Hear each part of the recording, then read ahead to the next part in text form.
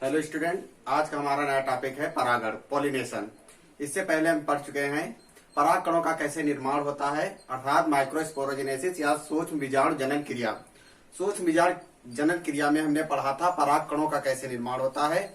उन्हीं पराग कणों से आगे कौन सी क्रिया होती है, तो उन पराग कणों के द्वारा परागण क्रिया होती है। और परागण क्रिया कैसे होती है उसके बारे में चर्चा करेंगे। तो चलते हैं, सबसे पहले हम परागण किसे कहते हैं उसकी परिभाषा देखते हैं। तो परागण क्रिया किसे कहते हैं? पुष्प के पराग कणों का वर्तिकाग्र पर पहुंचना। आप जानते हैं पुष्प के जो है दो जननांग होते हैं, एक नर जननांग जिसको हम पुंकेसर कहते हैं और एक मादा जननांग जिसको हम स्त्री केसर कहते हैं। और पुंकेसर का सबसे ऊपरी भाग जो है परागकोश कहलाता है। परागकोश में ही पराग कणों का निर्माण होता है। और जो स्त्री केसर है, मादा जननांग है, उसके ऊपरी भाग को वर्तिकाग्र कहते हैं। तो पराग पुष्प के पराग कोश से निकलने वाले जो पराग कण हैं वो पुष्प की वर्तिकाग्र पर जब पहुंचते हैं तो उस क्रिया को हम क्या कहते हैं? परागण कहते हैं, पॉलिनेशन कहलाता है।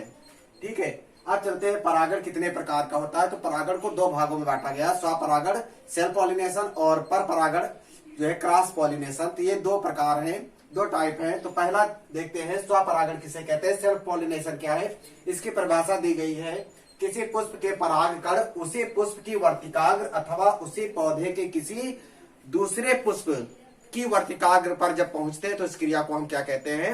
स्वपरागण कहते हैं। कहने का मतलब जो है, जैसे यहाँ पर हमने फिगर के द्वारा दर्शाया है, इसमें क्या दिया गया है? स्वपरागण किसे कहेंगे?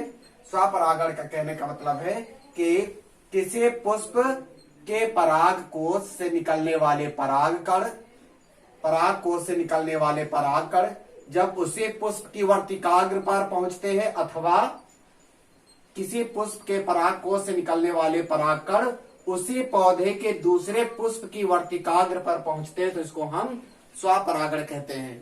ठीक है, तो परिभाषा समझ में आ गई होगी कि स्वपरागण किसे कहते हैं? पराग कोश से निकलने वाले पराग कण उसी पुष्प की वर्तिकाग्र पर पहुंचे अथवा उसी पौधे के दूसरे पुष्प की वर्तिकाग्र पर पहुंचे तो उसको हम स्वपरागण कहते हैं। इसके बाद जो है स्वपरागण को दो वर्गों में बांटा गया है, इसको फर्दर डिवाइड किया गया है, आगे विभाजित किया गया है, जिसमें पहली हेडिंग दी गई है स्वयुग्मन, ऑटोगैमी। तो स्वयुग्मन किसे कहते हैं? किसी पुष्प के परागकण जब उसी पुष्प की वर्तिकाग्र पर पहुंचते हैं तो उसको हम स्वयुग्मन कहते हैं, ऑटोगैमी कहते हैं। ठीक है, स्वपरागण को दो भागों में बांट दिया गया है, स्वयुग्मन और सजात पुष्पी जो है परागण या स्वपरागण। तो स्वयुग्मन में क्या है, ऑटोगैमी में क्या, जब किसी पुष्प के परागकोश से निकलने वाले परागकण जब उसी वर्तिकाग्र पर पहुंचते हैं तो उसको हम क्या कहते हैं? स्वयुग्मन कहते हैं। और दूसरा हमारा सजात पुष्पी स्वपरागण। तो सजात पुष्पी स्वपरागण या जीटोनोगैमी, तो ये क्या है? इसमें दिया गया है कि किसी पुष्प के परागकण जब उसी पौधे के किसी दूसरे पुष्प की वर्तिकाग्र पर पहुंचते हैं तो उसको हम क्या बोलते हैं? सजात पुष्पी स्वपरागण या जीटोनोगैमी बोलते हैं। तो इसमें क्या होता है? इसमें दिया गया है स्वयुग्मन में उसी किसी पुष्प के परागकोश से निकलने वाले परागकण उसी पुष्प की वर्तिकाग्र पर गिरते हैं। लेकिन इसमें क्या दिया गया है? सजात पुष्प में क्या है? जब किसी पुष्प के परागकोश से निकलने वाले परागकण उसी पौधे के दूसरे पुष्प की वर्तिकाग्र पर पहुंचते तो उसको हम जो है सजात पुष्पी स्वपरागण कहते हैं। ये हमारा यहां से यहां जो हो रहा है ये हमारा स्वयुग्मन है और इस परागकोश से अगर इस वर्तिकाग्र पर पहुंच रहा है अर्थात इस एंथर से निकलने वाले पोलन ग्रेन जब इस स्टिग्मा पर पहुंचते हैं दूसरे पुष्प की, लेकिन वो पुष्प किस पौधे पर होगा? उसी पौधे पर होगा, तो इसको हम सजात पुष्पी स्वपरागण कहते हैं। ठीक है, इसके बाद अगली हेडिंग दी गई है, ये तो हो गया परागण और स्वपरागण के भेद। इसके बाद है हमारा स्वपरागण के लिए अनुकूलित दशाएं। यहाँ पर परागण को दो भागों में बांटा गया था, स्वपरागण और पर परागण। तो पर परागण को हमने दूसरे जो है वीडियो में समझाया है। तो यहाँ पर भी देख सकते हैं एक बार जो है पर परागण क्या है, क्रॉस पॉलिनेशन क्या है। किसी पुष्प के पराग कणों का उसी जात के दूसरे पौधे के पुष्प की वर्तिकाग्र पर पहुंचना जो है पर परागण कहलाता है, क्रॉस पॉलिनेशन कहलाता है। जैसे यहाँ दिखाया गया है, जैसे ये कोई एक पौधा है और इस पौधे के पराग कोश से निकलने वाले पराग कण इसी जात के किसी दूसरे पौधे की वर्तिकाग्र पर जब पहुंचते हैं तो इसको हम क्या बोलते हैं, पर परागण बोलते हैं। अर्थात किसी एक पुष्प के पराग कोश से निकलने वाले परागकण इसी जात के, जिस जात का ये पौधा है, इसी जात के दूसरे पौधे के पुष्प की वर्तिकाग्र पर जब परागकण पहुंचते हैं तो इसको हम पर परागण कहते हैं। ठीक है, ज्यादा डीपली में हम अगले वीडियो में इसका अध्ययन करेंगे। चलते हैं, अगला टॉपिक हमारा दिया गया था स्वपरागण के अंतर्गत स्वपरागण के लिए अनुकूलित दशाएं। वो कौन कौन सी अनुकूलित दशाएं हैं जिस कंडीशन पर जो है स्वपरागण होता है, पौधे में या पौधे के पुष्प में स्वपरागण संभव होता है। तो स्वपरागण के लिए क्या क्या अनुकूलित दशाएं हैं, कौन कौन सी फेवरेबल कंडीशन है, तो देख लेते हैं। पहली हेडिंग दी गई समकाल पक्वता या होमोगैमी। समकाल पक्वता एक ऐसी कंडीशन है जिसमें जो है स्वपरागण होता है। क्या दिया गया, समकाल पक्वता। समकाल पक्वता समान काल अर्थात समय, पक्वता मीन्स परिपक्व होना। पुष्प के जो नर और मादा जननांग है वो एक ही समय पर परिपक्व होते हैं, तो इस कंडीशन को हम क्या कहते हैं, समकाल पक्वता कहते हैं या होमोगैमी कहते हैं। तो इस कारण से जब एक समय पर वर्तिकाग्र भी निषेचन या परागण के लिए तैयार है और पराग कोश भी परागण के लिए तैयार है, तो जायज बात है कि वहां पर स्वपरागण होगा। दोनों जब परागण के लिए तैयार है तो परागण क्रिया हो जाती है, तो इस कारण से भी स्वपरागण क्रिया होती है। ठीक है, नर और मादा जननांग एक साथ परिपक्व होते हैं जिसके कारण स्वपरागण ही होना संभव होता है। दूसरा दिया गया है, ये इसमें एग्जाम्पल भी दिए गए हैं। समकाल पक्वता में किसमें देखा गया है, गार्डेनिया है, सदाबहार है, गुलाबांस है, ये याद पौधे हैं जिनमें जो है समकाल पक्वता देखी गई है। और अगला है कलिका परागण या बड पॉलिनेशन। बड पॉलिनेशन में क्या होता है कि पुष्प के खिलने से पहले ही परागण क्रिया, स्वपरागण क्रिया हो जाती है। जब पुष्प खिलेंगे ही नहीं, उसके नर जननांग पुंकेसर और मादा जननांग स्त्री केसर दोनों जो है स्टेमेन और जो है स्टिग्मा सब जो है उसी पुष्प के अंदर है, तो जायज बात है कि वहां पर भी क्या होगा, स्वपरागण क्रिया होगी। ठीक है, तो ये किसमें देखा गया, धान है, तंबाकू है, मटर, अलसी, इन पौधों में पुष्प खिलने से पहले ही अंदर जो है पराग कोश से निकलकर परागकण उसकी वर्तिकाग्र पर पुष्प के खिलने से पहले ही अंदर क्रिया स्वपरागण क्रिया हो जाती है। ठीक है, इनमें देखा गया धान, तंबाकू, मटर है, अलसी है, आदि जो एग्जाम्पल है इसके। अगला है अनुन्य मील्य या क्लिस्टोगैमी। ये क्या होता है, इस प्रकार के पुष्प कभी नहीं खिलते। जब पुष्प खिलेंगे ही नहीं तो उसमें स्वपरागण ही होगा, पर परागण नहीं हो सकता, क्योंकि पर परागण के लिए क्या है, दूसरा पुष्प चाहिए और अगले पौधे पर होना चाहिए। ठीक है, किसी दो पौधे होने चाहिए, दो पौधे होना अनिवार्य है, अर्थात एक ही जात के दो पौधों के पुष्पों के बीच पर परागण होता है। और यहाँ पर जब एक ही पुष्प बंद है, उसी के अंदर नर और मादा दोनों जननांग हैं, तो उसके अंदर स्वतः ही स्व जो है परागण क्रिया संपन्न हो जाती है। एग्जाम्पल दिया गया है, कनकौआ है, खट्टी बोटी है, मूंगफली है, ये एग्जाम्पल हैं जो है आपके अनुन्य मील के। और अगला है द्विलिंगी पुष्प।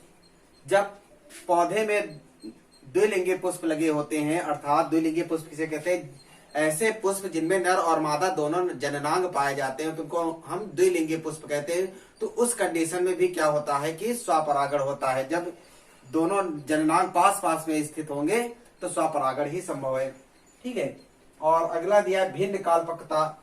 भिन्न काल पक्वता का मतलब नर और मादा जननांग एक समय पर परिपक्व नहीं होते हैं, अर्थात परागण के लिए तैयार नहीं होते, लेकिन फिर भी उन कंडीशन में भी कुछ पौधों में स्वपरागण पाया जाता है। इन भिन्न काल पक्वता में अक्सर देखा गया है पर परागण होता है, लेकिन किसी किसी पौधे में जो है स्वपरागण भी देखा गया है। जैसे गंधराज है और सूर्यमुखी है, इनमें देखा गया है कि पुष्प जो नर और मादा जननांग है वो एक समय पर परिपक्व नहीं होते हैं, फिर भी इनमें स्वपरागण हो जाता है।